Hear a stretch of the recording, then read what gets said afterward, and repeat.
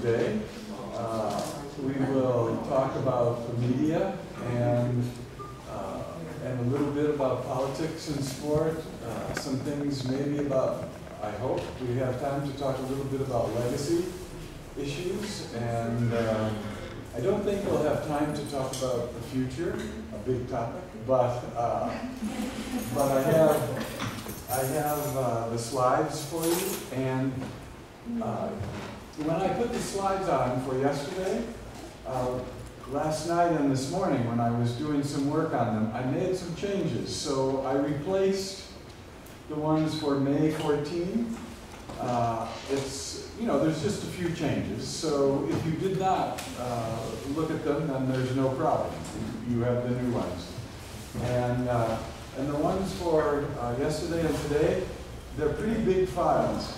So I didn't have time to turn them into PDF and to compress them. So if you don't want to download the big files, if you wait either this afternoon or tomorrow, I will convert them to PDF, compress them, and make them smaller so that it's easier for you to download them. Okay? And so today we will think about all of the images and the narratives that we receive as sport consumers.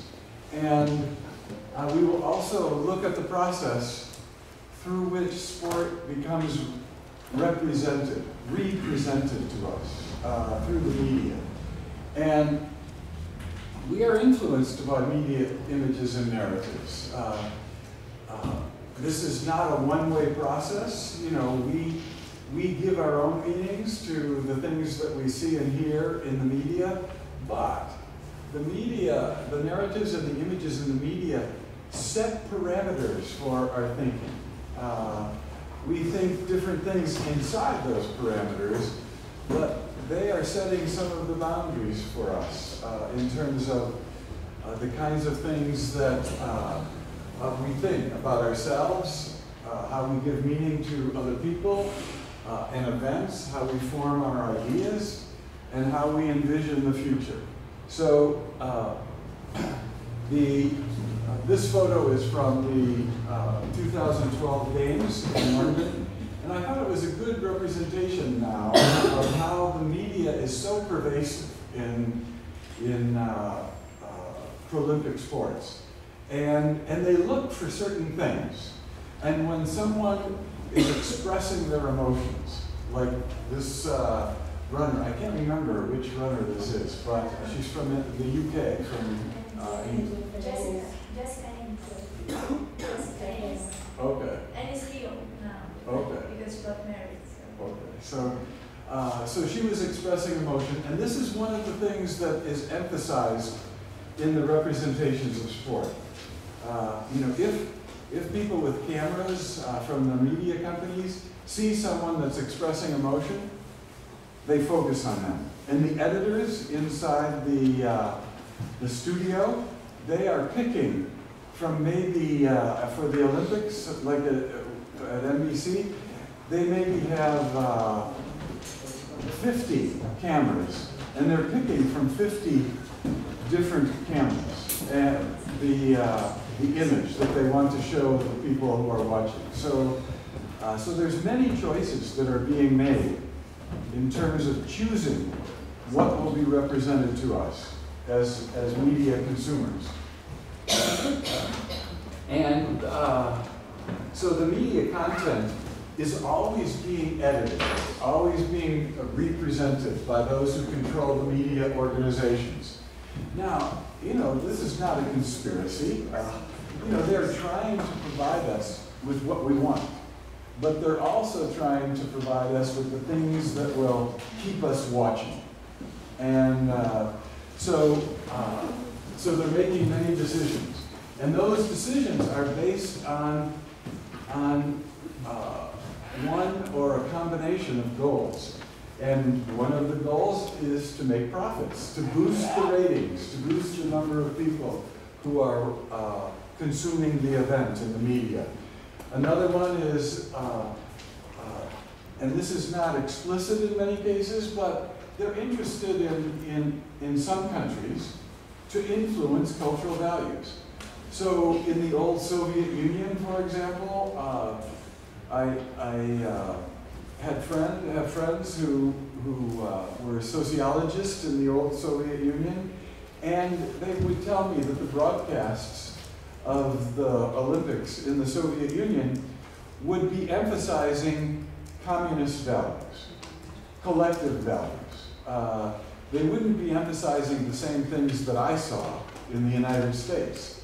So the narratives in the United States would emphasize competition, individualism, but the narratives in the broadcasts in the Soviet Union would emphasize collectivism and the community and doing things for the good of the state, and because they were influencing cultural values. They were presenting the narratives and the images that they felt were consistent with their values. And the same thing is done in the United States, and the same thing is done in Brazil. And sometimes it's very subtle. If you study the media, then you have to look very carefully to find those kinds of things. If you live in a country that has public television and public radio, then there is a commitment to providing a public service when they present sport.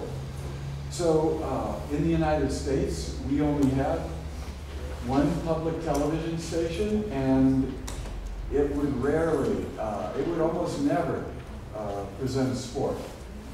But in Brazil, I know you have 3 public television stations. More? Okay. So, yeah, so the kinds of images and narratives that you see are very different from the kinds of images and narratives that I see. Because I'm seeing them through the commercial media. And you're seeing them, in many cases, not all, in many cases, through the public media. So you are more likely to have representations that provide a public service. And in some cases, the editing decisions by people are done to enhance their own status and power, or status and reputation as media people. And you know, I haven't really worked a lot with media people, but I've worked a little bit. And I get interviewed sometimes by television people, and I think, you know, they call me and they say, we'd like to interview you for, on this particular topic. And I say, well, we can do it by Skype. And they say, oh, no, you know, because Skype doesn't give the high definition, it doesn't give, we can't control the background. So, you know, they bring a camera to my house, or I go to a studio where they have complete control over things. And, you know, the lighting is just right, because they don't want a picture that someone else in the media would say, this is not a good technical picture. You know, they're interested in their own personal reputation as camera people, as producers, as directors. So that also influences the representations that we get. And sometimes we don't even notice those. But for media people, they say, oh, that's a beautiful shot, the way it's framed and everything.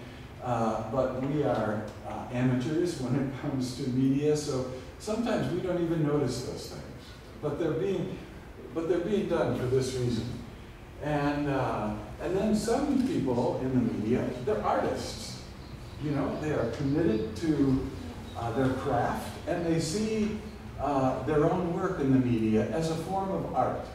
And so they want to present things that will be aesthetically pleasing, that will be defined as good artistic representations of things. So there's many different goals that influence the representations that we see as consumers of the media and as consumers of sport events.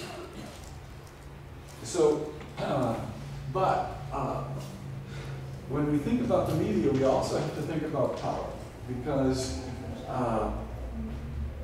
those who control the media they decide, in many cases, what kinds of events they're going to cover and what kinds of images and commentaries are presented in the coverage.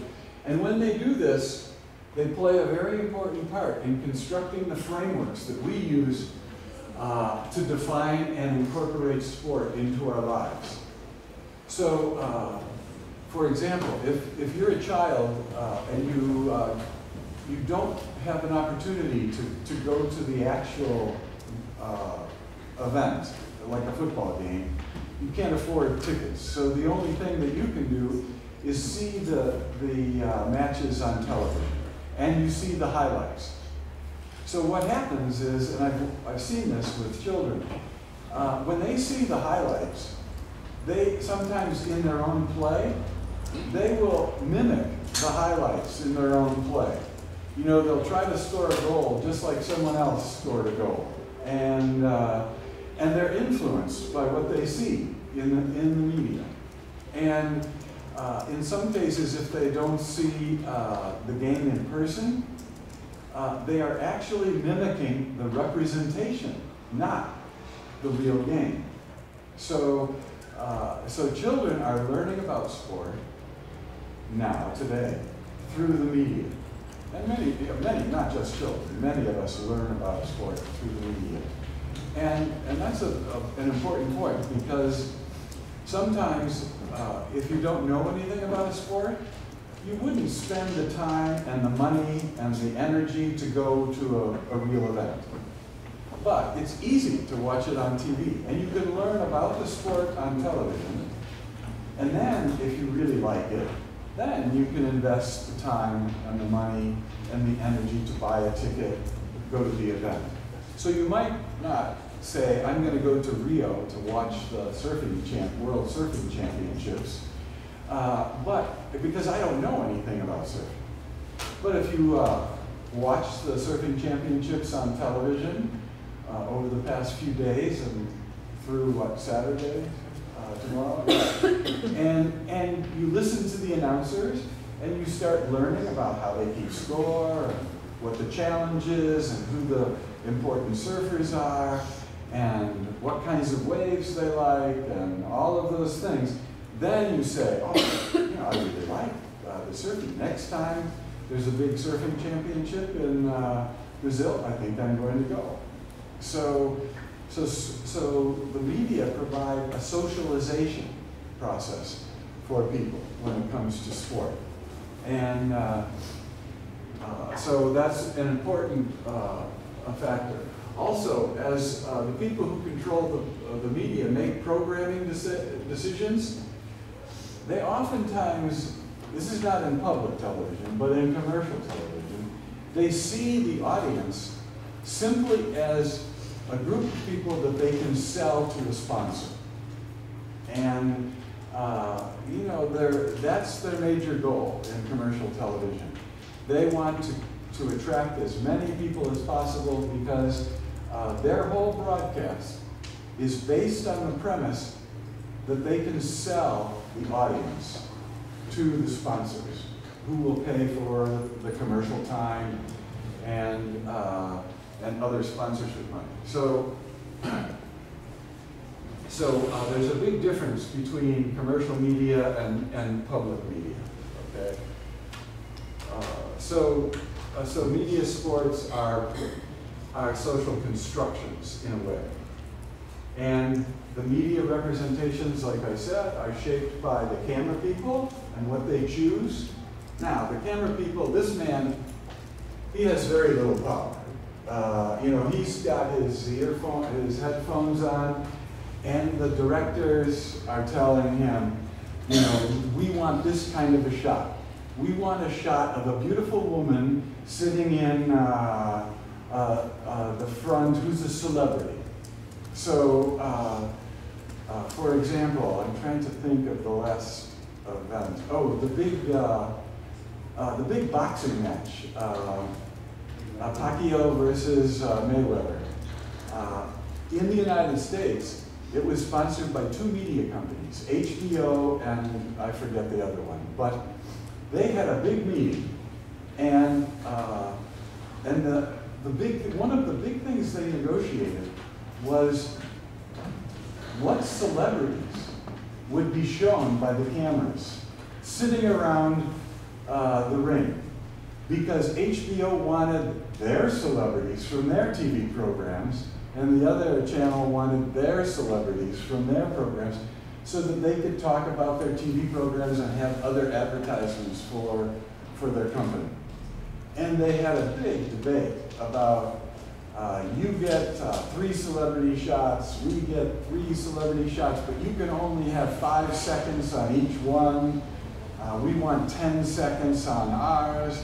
And so all of those tiny little things are being negotiated when, in connection with the representations.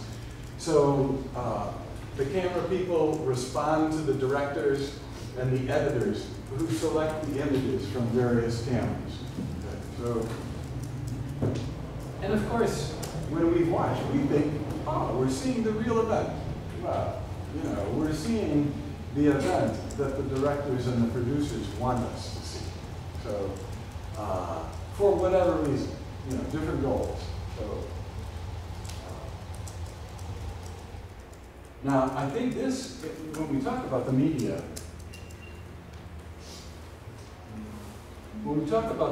I think one of the most interesting issues today is how the new media are influencing what's the whole representation of sport. Because now you can go to YouTube and you can see one of your friends doing sport, and because another friend did a video. And so now we can create our own media content. And that is a major change. The changes that have occurred over the past 50 years in major mainstream media have been dramatic. The kinds of cameras, the number of cameras, all of the technical things. But now, I think the change from mainstream media to more and more viewing of new media is one of the most revolutionary changes that's occurring in the media. And it's occurring across all media, but it's occurring in sport. And in the past, it was very primitive, because you had your video camera and you had your VHS tape, the big tape, and people would record skateboarders, the skateboarding, the skiing, snowboarding, other kinds of alternative sports especially. And then they would have their video, and they would put it in the mail, and they would send it to their friends, and their friends would watch, and then make a copy and send it to their friends. So it was very, very primitive. Now, we know that you can just put it online, and the whole world can see it. So, so there are many young people now who are developing reputations as being very good with cameras, being very good with editing, because they have some money and they have Apple technology where you can do very good editing with the software and the Apple hardware. And it looks professional. And young people are actually developing reputations. And some of the media companies are interested in hiring some of those people. So, because they have so much experience just doing everyday kinds of video. So, and we are able to see kinds of sports that we could never see on commercial television, or even public television wouldn't be interested in this. So, so the new media are very important in terms of changing the way people consume media content. And if you know children now, 12, 10, 11, 12 years old, many of them don't consume mainstream media in the United States, for example. When my 14-year-old granddaughter comes to my house and my 16-year-old, they sit down and they are on YouTube the whole time. And they're picking what they want. And sometimes they're watching their friends' YouTube videos. And they'll call me over because one of their friends is a singer and they have this nice video, and they want me to see her or him singing their song. And many of these videos are pretty professional, so they're good. So and they also are filming their school sport events, and so if they have a favorite player, they film some of the things that player is doing and put it on YouTube. Maybe only 10 people watch, but nevertheless, that's a new way to consume media, or consume sport. So is that happening in Brazil too? Are more people, does anybody film any of your sports that you are playing? No? Can you put it on? It's interesting because the soccer teams and the athletes are using the to make our channels, like Anderson Silva. Before his last contest, he had a TV show on the internet. He showed his program training. Okay. And for the media, it's a challenge to what can we do different, because he's showing what he wants to show and what the media will do different of that. Yeah. That people can follow in the Facebook, on Twitter, on the YouTube, and the Silva doesn't need it anymore, the media, because Right. and the soccer teams here in Brazil start doing that, but not in the same, with the same results yet. But but it's starting to happen in that way. Yeah. here at Curitiba we have a soccer team, Atlético, that they have a once that they don't talk with the media. Oh, really? No, just with the official channels, with the website or his president letters, emails, or schedule interviews. Yeah, that's a very important point, because it's changing. The new media is not only allowing people to produce their own media, their own images and narratives, but it's also providing sport teams and athletes with new ways to connect with fans. So they don't depend on journalists anymore. The journalist used to be the middle person between the athletes and the teams and the fans and spectators. But now the teams and the athletes don't need the journalist, because they can go directly to the fans. And that gives them much more control, because in the past they couldn't control some of the things that the journalists would say and present. And some of the journalists would say things and present things that they didn't like. So now they say, and this is interesting, because in the United States, the teams and the athletes cannot stop talking to the media. The bosses, the owners, and athletic directors, they say you must talk to the media, but we will train you on how to talk to the media. So, when we see the interviews, everyone's saying the same thing. They just are like a script.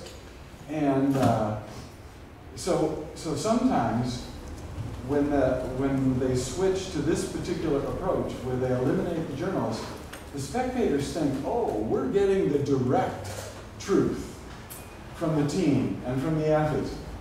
But that's not true either, because they are very careful about how they edit what they say and what kinds of images that they provide. So even though the spectators, the fans think, oh, we're on Facebook, we get the real information from our favorite athlete. Well, and sometimes the athlete is not even writing. The messages on Twitter and Instagram, providing the images on Instagram, it's the agent. It's a special person that's been trained to be the voice, to be the person who creates the images and the narratives that we think are coming directly from the athlete.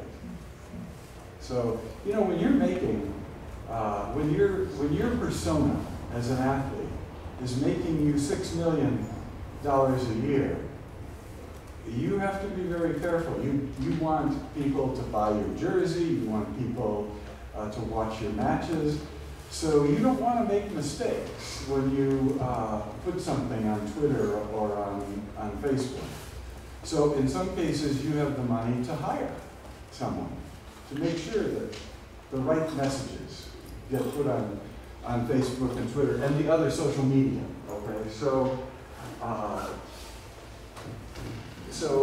beyond creating our own sport realities, the athletes and teams can create their own realities to present to the rest of the world.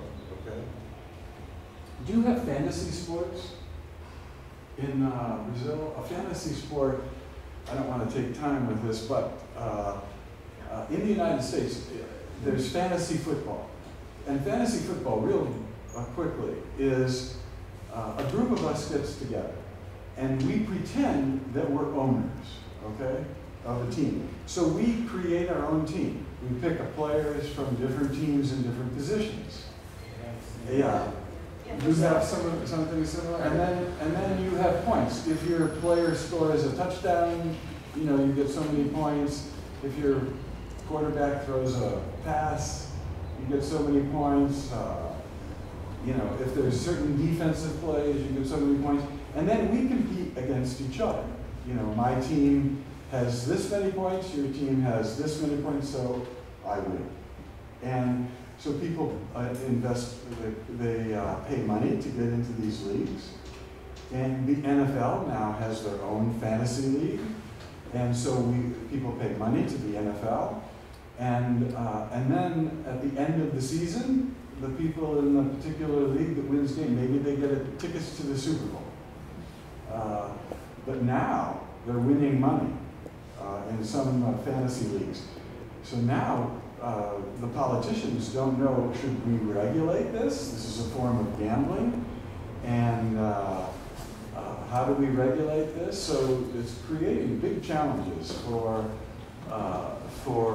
politicians. But meanwhile, the people who watch fantasy, who are playing fantasy football, for an example, they don't care what team wins the game. They just care how their athlete, if they have an athlete from that team, they care how that athlete performs. So, so now the NFL has a special broadcast. It's called the Red Zone broadcast. So you don't even watch a football game anymore. You just watch the red zone. When a team gets close to scoring a touchdown, and they're in Pittsburgh, you get that coverage. When another team in Los Angeles is close to scoring a touchdown, then it goes to Los Angeles, and then back to New York, and then down to Florida. And you never see a whole game. You're just seeing the scoring plays, because that's where your fantasy players are getting points. So it's created a completely new way to watch sport. And it's created a new way to be a sport fan, because no longer are people Denver Bronco fans or New York Yankee fans, or they're fans of individual athletes that they own, in quotes. So it makes people feel important. I'm an owner. I own these players. So, I can do a better job than the coaches, because I'm picking my players. They don't know how to pick players. I know how to pick players.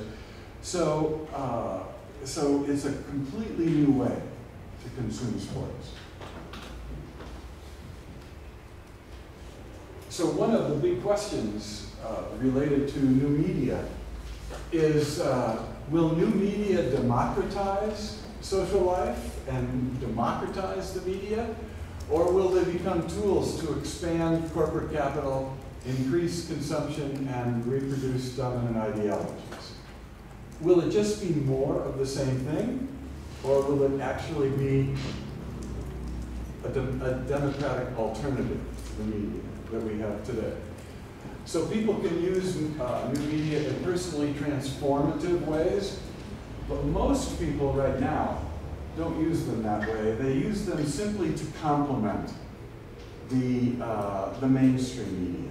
So they check the scores, they look at the highlights on their smartphones, and they're just using the new media to complement the mainstream media. So it's not a big change. It's just a little addition. So, and we don't know where this new media is going to take us. It's difficult to predict. So, because the big media companies, they're concerned about this because they don't want people creating their own media content. So the big media companies are trying to control the internet in ways that will minimize the democratization of the internet. So, because right now, the internet is wonderful, at least in our countries. You know, because it's open, we have access to everything,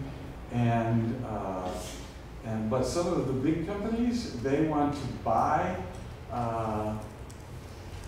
priority online. So Google would like to have more bandwidth, and so that when you do a search and when you want to watch, consume online content, Google wants you to go to them first. But that would stop the little companies from providing material on the internet. And so the little companies are saying, wait a minute, we don't want Google to have that kind of power and priority. And in the United States, this was a big surprise. Our Congress agreed that the internet should stay open. I thought that they were going to side with the big corporations and give them more power because they donate to their political campaigns and they have lobbyists who help write the legislation. But Congress was for keeping it open in the United States. So, and it would affect things around the world too. So. Now here's another interesting point that some friends of mine and I are starting to study esports. And we are thinking of having a conference at the University of Colorado in Colorado Springs on video sports and the people who play video sports as e-athletes. So, because the gamers who are playing the video sports, they are committed to their play. They give considerable time to it. They create their own narratives and stories within the limits of the software, of course. But they do that when they play sport-themed video games. They form new social relationships with people they don't know in other countries. They play against them in multiplayer games. The games involve people from a diverse set of backgrounds and cultures. And the sport-themed video games provide very different experiences than consuming mainstream sports. And some young people are doing this now, and you maybe have heard about this. South Korea is the leader of this. And they have competitions, e-sport competitions. And they fill stadiums with 50,000 people. And millions of people watch these events around the world. They watch them online. And in the United States, there are 2 universities now that are giving athletic scholarships to e-athletes. And they are going to sponsor e-sport teams. And then they will compete with other universities in e-sports. And So this is a big change. And all of the parents who said, you're playing too much video games, you know, this is terrible, you're gonna ruin your life, and now their son, usually their son, not their daughter, but usually their son says, I've got a scholarship to college because I'm an E-athlete. So, now that's very, very rare, but it's starting to become a little more popular. So we are trying to put together a conference, and we want to invite high school students and have them compete.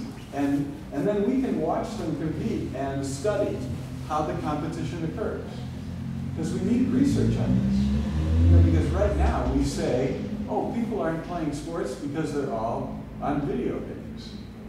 And, but we have to start studying how video games are being played, who plays them, under what conditions, what kinds of impact it has on their lives, how they integrate those games into their lives, because right now we're just guessing about the impact of these things.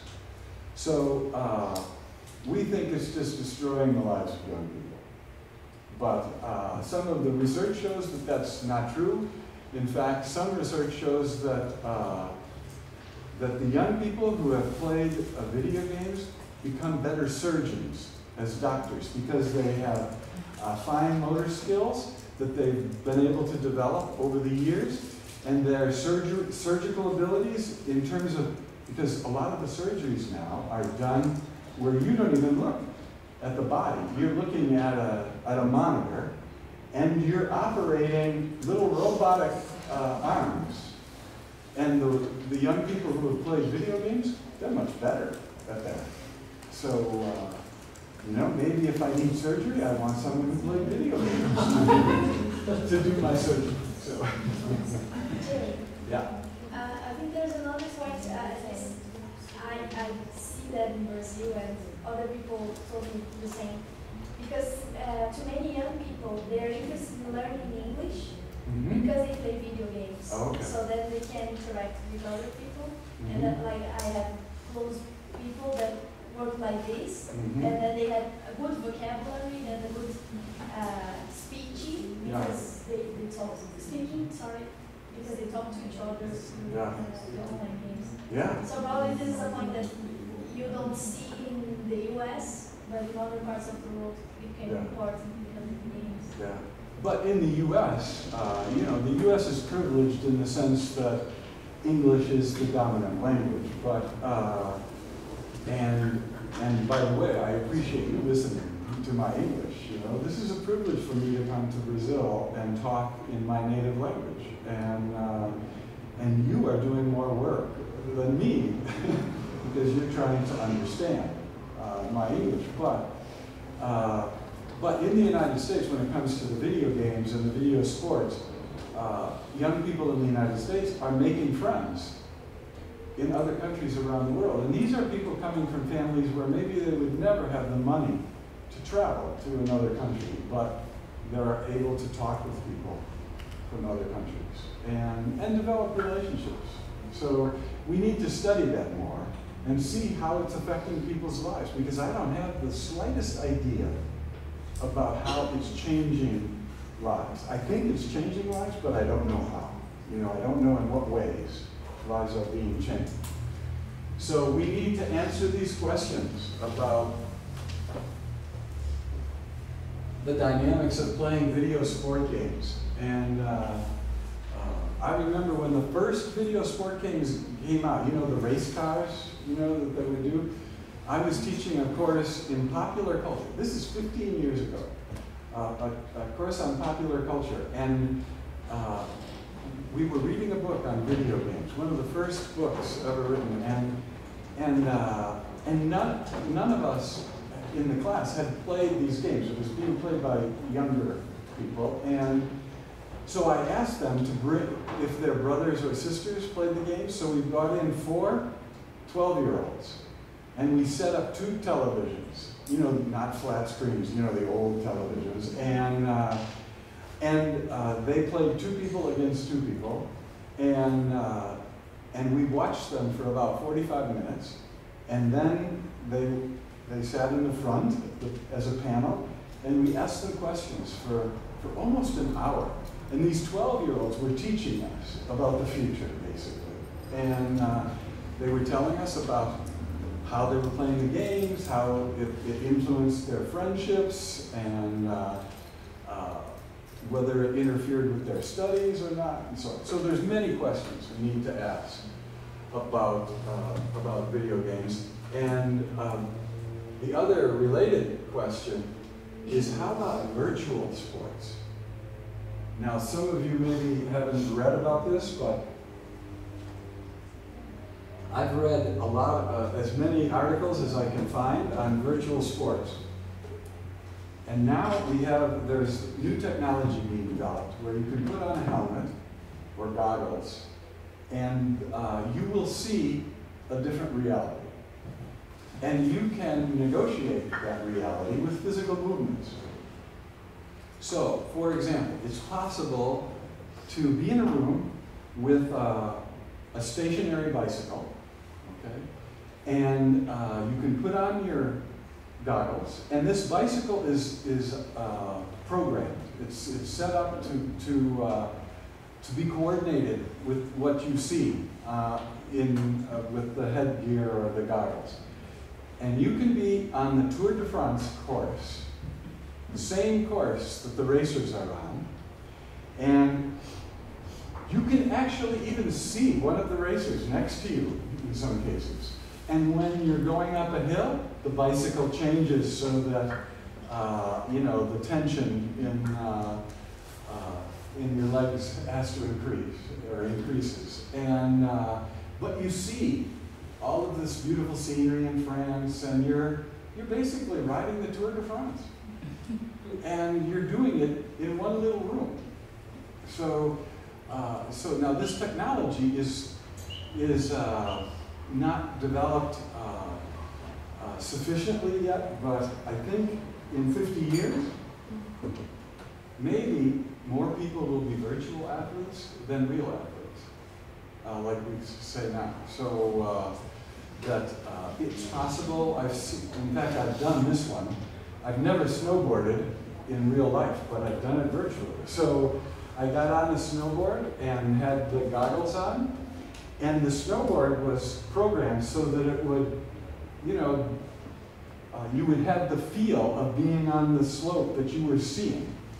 And I wasn't very good, but it was an interesting experience. And I can see that some young people would say, hey, this is great, because depending on what everything costs, it costs so much to go snowboarding, but instead of flying on an airplane, going to a ski resort and all of this, I just put on my goggles, go into the room, get on my board, and I ski in Aspen, or in Switzerland, or in New Zealand, wherever I want to go. And so virtual sports, I think, is going to be something very big in the future. So right now, Google is perfecting this technology. Google and one of the other big companies. I can't remember which one. And they're having kind of a race. Who will be able to copyright or patent the technology. Another question from Larissa. Yeah? She asked me to ask to you. She's interested in how in the United States, if it's difficult, especially for people from physical education, to study and they need to justify too much why they are studying esports, mainly not virtual sports, but video games. Yeah. I believe, considering mainly the idea that it's not a sport, so why people in physical education should study, or the resistance that there is. Yeah, there is resistance to studying it, but it depends on how you define sport. So, it involves physical skills. It involves a certain amount of movement, but not the same as in other sports. But some people say, we always debate about the definition of sport. Is bowling a sport because you can smoke a cigarette and have a beer when you bowl? So, is golf a sport because you can smoke a cigarette and have a beer? And some people say, I have some friends who say, any activity that allows you to smoke a cigarette and have a beer while you're doing that activity cannot be a sport. But, I think instead of defining sport in an exclusive way, I think I'm much more open to using the definitions that people use. If people are calling themselves e-athletes, and this is e-sports, then I'm going to be interested in it. I'm not going to say, I'm the expert. I know what a sport is, and this is not a sport. Meanwhile, the whole world changes, and I become irrelevant. So I am interested in how other people are defining sport. Now, in physical education, there are practical issues.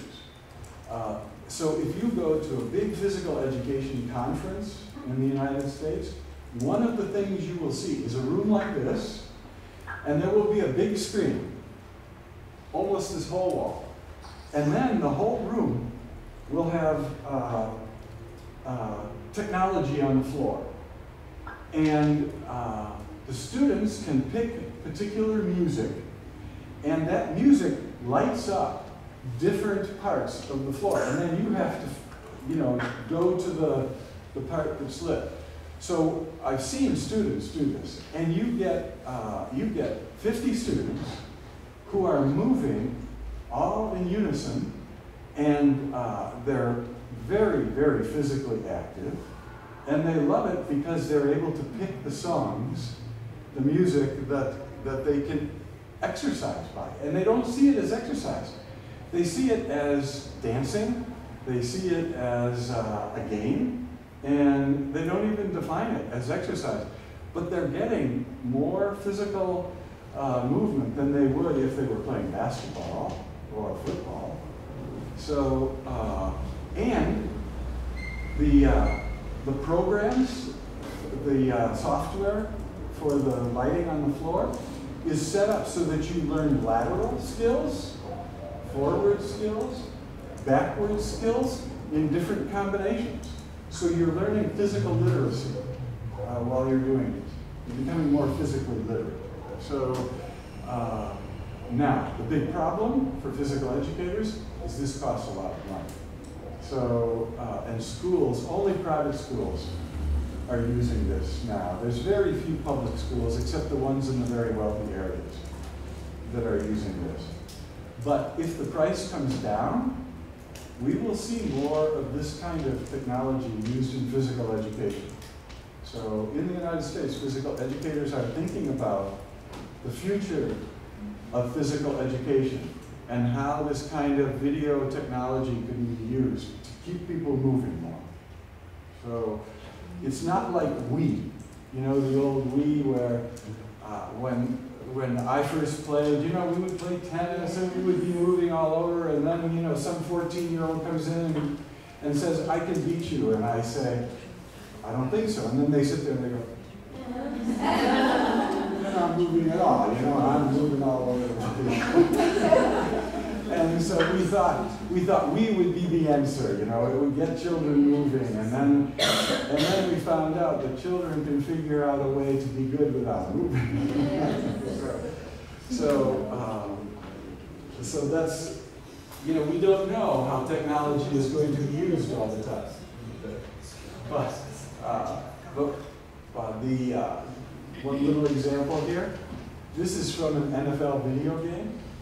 And the images in the NFL video games now are so realistic that you could see the real game and the video game, and you would have to look pretty closely before you could know which one is the real game.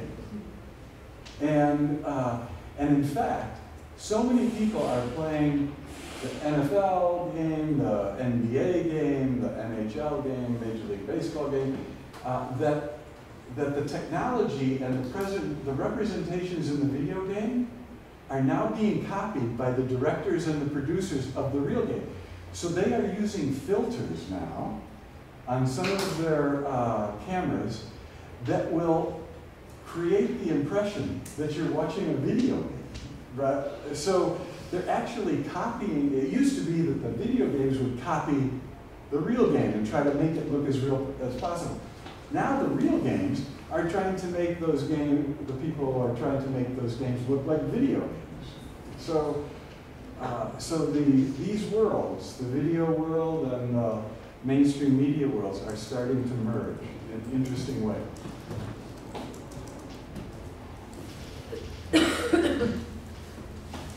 Okay, and just, you may know some of this, but the graphics and the images in the video games, you know, they're very close to the televised games. TV producers now use special filters to make the televised games look like video games. And athletes now are using video games to train. Now, not in all sports, but race cars. You know, the Formula One drivers and the NASCAR drivers, what they do, because their competition schedules are so busy, sometimes they don't have an opportunity to do the kind of practice that they need to do. So what they do is they buy the video game for Monaco or for some other race course, and those race courses are exactly the same. So they practice where the turns are, and, you know, when to slow down, when to speed up on video before they even get onto the real track. So,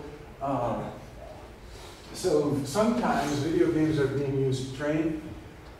Some children today, and I want to study this, they're being introduced to sport through video games, not through real sport.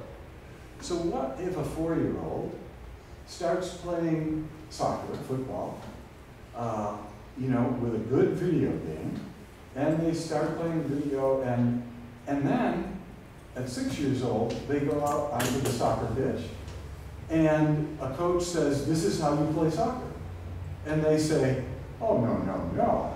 I've been playing soccer for 2 years on video. So this is what I think soccer is," because they've learned a completely different approach to the game, because they've learned soccer through a video game, not through real experience out on the pitch. So, so if you're a coach, is this going to create a challenge for you when children are playing the video game and then going to your practice? Because they're learning different things. So are coaches going to be able to use this in a positive way, or is it going to create a problem for them? We don't know, because we haven't studied it. So there's so many things to be studied related to this new technology.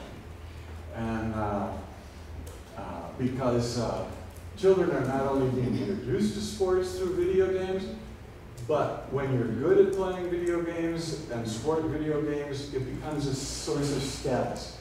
So if you go to a university in the United States and you live in a dormitory, some of the people who have the highest status in the dormitory are the best video game players. Because in the dormitory, at a particular time, 10 o'clock every night, there's big challenges and competitions, and you know, if I'm winning all the time, then I'm the most popular person in the dormitory. So, at least among a certain group of people.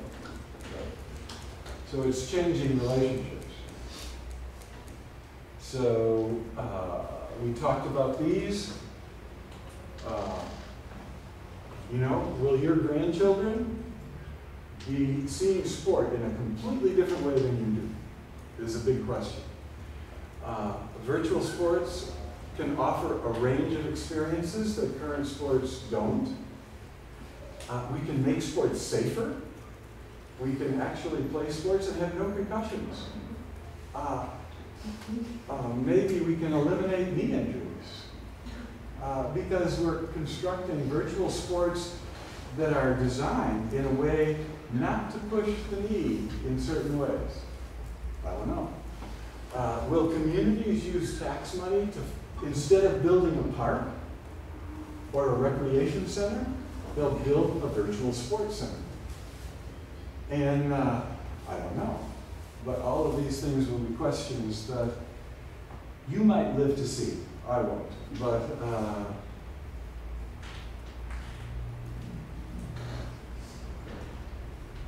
so we're spending too much time on the media here, but you know, one of the big questions in media studies and sport is do sports depend on the media? And people's sports, no.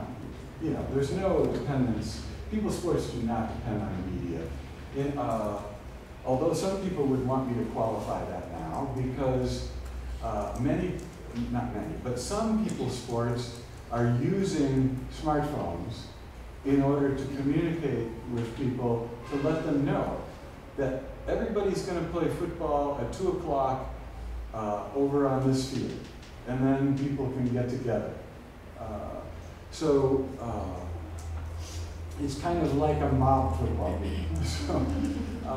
So there's the new technology, new media are being used to complement, to help people's sports exist. And the commercial entertainment sports, they absolutely depend on the media. If it weren't for the media, they would not exist in the same form that they do today. And because the media coverage attracts attention, provides information about results, and television coverage remains the most important factor. If you want your sport to grow, the most important thing is to be able to sell television rights, because then you get the revenues that you need for your sport to grow. So all the new sports that were people's sports in the past, some of them are changing in a way to become more pro-Olympic so that they can sell their sports to the media. And the big example of that that I've been working with is Ultimate.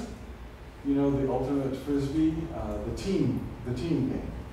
And Ultimate, I loved Ultimate because there's no referees, people enforce their own rules, the games are very, you know, the strategies are spontaneous, and the game is very playful, and I like that kind of a game.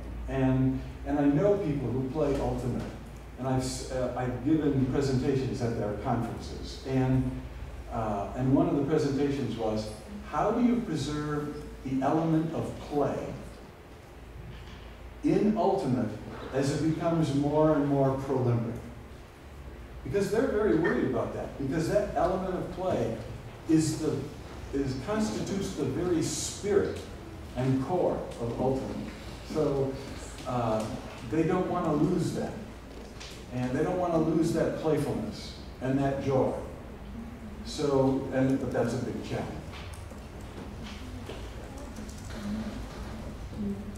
And of course, the money, I won't go through this because it's the US and you can look at it if you want in the book, but the money for the TV rights for the big sports has increased exponentially. So, so you can see now that in 2013, $5 billion the NFL gets from media companies. In 2016, it will be closer to $6 billion every year that they get. So this is how the NFL survives. And to a lesser extent, how every major mainstream sport survives. And it's the same with the Olympics, okay, in terms of the amount of money. 2012, the IOC got $1.2 billion to sell the London Games to the media, $1.2 billion.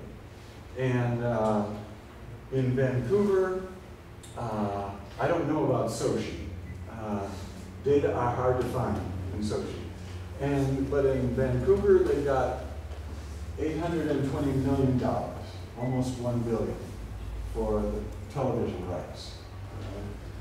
And you can see what's changed.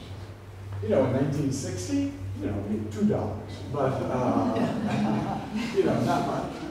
So in a half a century, we've gone from nothing to $1 billion. And it's affected not only the sport organizations, but it's created global celebrities in a way that we never had before. So everybody knows who you're looking at there. And, you know, this was a little girl from Russia. And, you know, she happened to come to the United States and go to the IMG Academy with a particular coach, and Nick Bollettieri. And Nick Bollettieri was able to help her train, and now everybody in the world knows who she is. So, so the media has created global celebrity, and it's increased the money. You know, Tiger Woods, $80 million a year, not last year, but you know, previous years. Lionel Messi, 80 million, you know, David Beckham, 50 million. And one of the issues that I have here is, these are windfall profits, you know? Maybe we should have some kind of a tax on that money so that we can build more sport facilities for children. Wouldn't that be one way to fund some sports in certain countries? Is to have Lionel Messi give $15 million, when he makes $80 million, he would give $15 million to the children in Spain or Argentina, whatever, for building new soccer pitches for them. So, but that's not a popular idea. So, you know, we've had big changes now where people can make so much money they can't even count it. And it's obscene, is what it is. And maybe there should be a way to have some of that money go back into the sport rather than just benefiting individuals. So now Messi would say, I have my foundation and I'm doing this kind of work and that kind of work. And okay, that's good, but that's, you know, maybe there's other choices that could serve the common good better. That's a difficult debate to have. And the media, do they depend on sport? In some cases, yes. In some cases, no. I mean, most media don't depend on sports. But in the United States, and I don't know about Brazil, daily newspapers often have sports sections that are very important, and a lot of people wouldn't buy the newspaper if there were no sports in it. So, and television companies, the commercial ones in the United States, their biggest profits are related to sport. And the reason that they have profits is that they know who is watching sports. They have clear demographics. And if you want to sell things to men, then what you do is you advertise on sport. Because men don't watch some of the other programming on television. And if they do, they might record it and fast forward through the commercials. Do you do that here? Not so much? We have some. Yeah. See, I never watch any television that is scheduled on their schedule. I record it, I watch it on my schedule, I watch no commercials. But if you watch sports, you have to watch it live, and then you have to watch the commercials. So that's why sport is the most valuable programming content for commercial television. So, okay. Yeah, ESPN obviously depends on sport. So it wouldn't exist without sport. And yeah, I use this photo because I like it was just a coincidence. I was at this game, and I don't know what this advertisement was, but Kobe Bryant was just accused of rape in a ski area in Colorado. And he came to play on the Los Angeles Lakers. And all of a sudden, I can see up your shorts. I was in the same frame as Kobe Bryant, so I took a photo. But one of the big issues today is how the media affects players, because now they don't do anything that's private. You know, people can record things. You know, they can get in trouble for what they do. Coaches are getting in trouble. People are having affairs, and now somebody has a video of it, when in the past, and it's on YouTube. So, you know, so new media is changing how athletes think about their private lives, how coaches think about their private lives, because everything is open to being recorded. And you don't know, because the smartphones are so good at being discreet. So, and even one of your friends, you know, if you're in a group and you're a celebrity athlete, and you trust all of your friends, okay, but what if one of the media people says, I will give you $20,000 for 1 minute of your friend doing something that maybe is a little bit of a problem? Then can you trust your friends then? You know, so, and that's happening. So,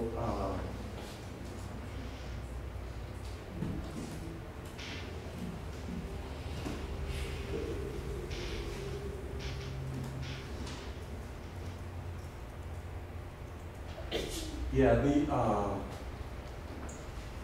we've got to say about something about this. So, when you consume sport in the media, it's men's sport.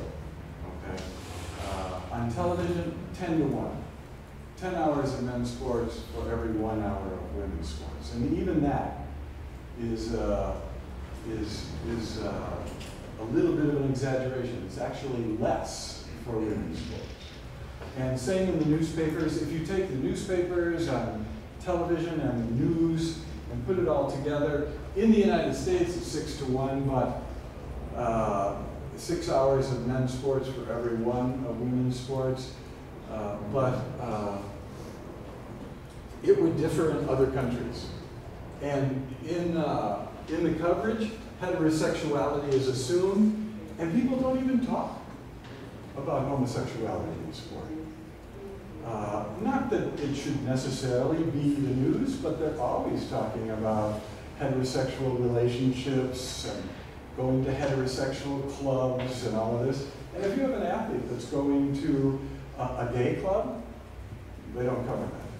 So, although that's starting to change in the United States now. And a few male athletes have come out who are currently playing as gay. Many of the women players have come out as lesbian. And one of the big issues was that one team advertised to the gay community. The WNBA team said, many of our fans are gay, so we should advertise in the gay community. And they did an ad, and they got 2 of the players from the team who were lesbians to do the commercial. And the WNBA said, get that off the air. We don't want the WNBA to be known as the lesbian league. So there's this debate now in the United States about, should we erase homosexuality at all from all coverage in the representations, or should we acknowledge that this is reality? So, because right now, we're not seeing reality when it comes to that part of what's going on in people's lives. So, so the coverage produces dominant ideas about manhood, but some of the coverage is doing a good job of changing ideas about femininity. When you watch the Olympics, not just gymnastics or figure skating, but if you watch the Olympics, you see women who have bodies that do not fit the body ideals that are promoted in the media generally in a culture. You see a diverse range of body types. You see strong women, you see highly skilled women, and that has an impact on little girls. They have a broader sense of what femininity can be in their own lives when they see that. So, although the media companies, you know, when they show Maria Sharapova, you know, they don't show her before she has her makeup on. You know, they don't, you know, and she is always dressed in a way that's a little bit provocative, and it fits with sexualized images of women, but that's starting to change too. So, so I think that the media sports for women have been progressive more than they've been a source of reproduction. Okay. And the media organizations are all male-dominated, male-centered, male-identified. You know, that's part of the problem. If you look at the sport journalists, very few are women, and very few are minorities, ethnic minorities. And so it's all white men.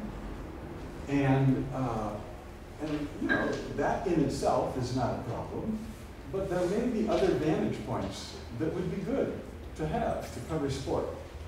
And I remember in one of my classes, I invited the sports editor for one of the Denver Post, the big newspaper in Denver.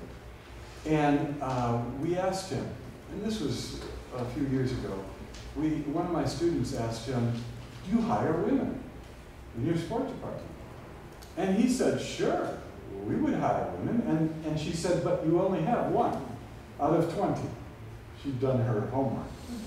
And he said, yeah.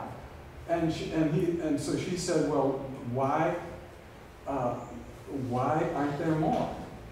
And he said that when we will hire women, you know, if they're good sports writers. And she said, well, what's a good sports writer? And he said, well, it's people who can write the way sports have been written about in the past. And she said, and who did all that writing? And he said, well, men. And she said, well, in other words, if I write like a man, then you will define me as a good sports writer and maybe hire me.